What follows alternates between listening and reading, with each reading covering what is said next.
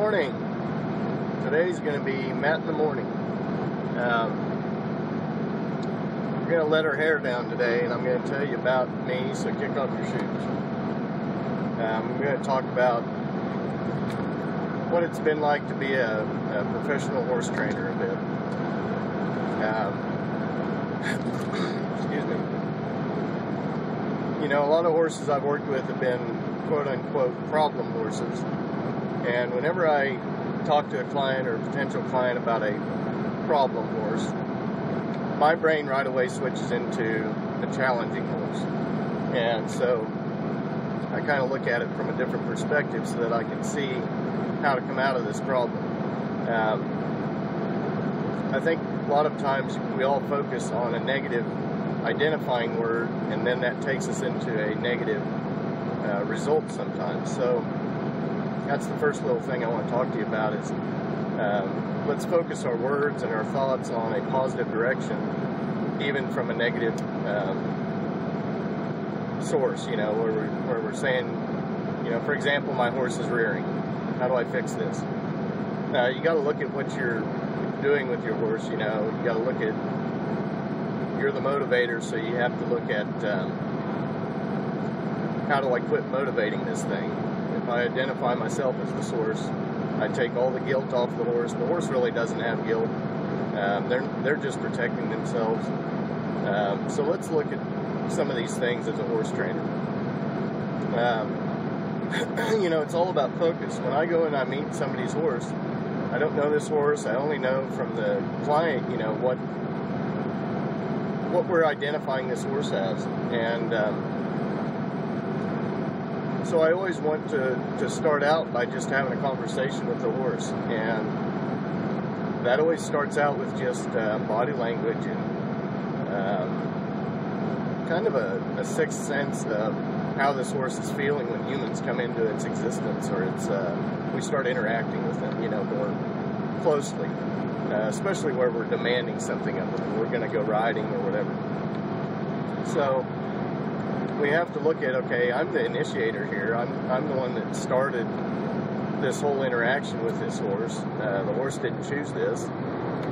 And so it has a tendency to go to some derogatory thoughts of control and some of those things.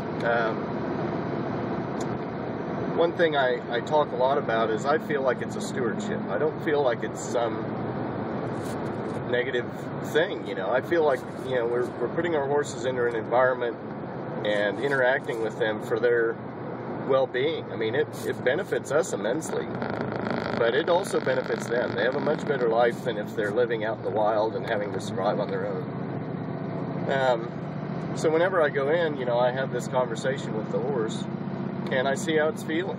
And then if I can sense that the horse is feeling tension and fear and all those things, I think about, okay, well, how does a horse typically react to that? And then I set up the environment. I set up a round pen so that they can do their flight response, which is their first instinct to anxiety or fear. It keeps me in safe space from them, you know, while they're amped up and excited, nervous, and it lets them move, and it lets all of these things just start to come into a more positive place because it relieves the instincts. So that's where we start, you know, and we just have a conversation. We start motivating them to move. We start motivating direction. We start motivating things that let them use their instinct, relieve their instinct and their fear of us. And then we just start working that, and we start guiding it. We start guiding what direction we go in. We start guiding what speed we go in that direction. So, as a horse trainer, that's how I view this first introduction to the horse, this first interaction. And that's where I find the solution to this challenge. Anyone can do this. It isn't a skill that you have to learn, so you do have to do things to acquire this perspective.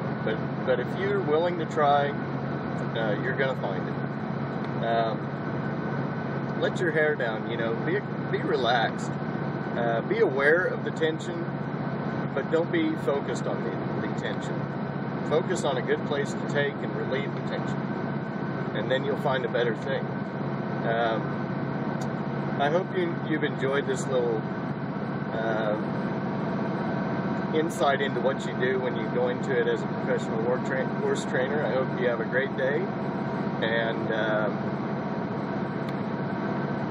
stay tuned to my channel, because I'm going to start doing a lot of these where I just kind of help us go to a better place. Anyway, that's all for now. We'll talk soon.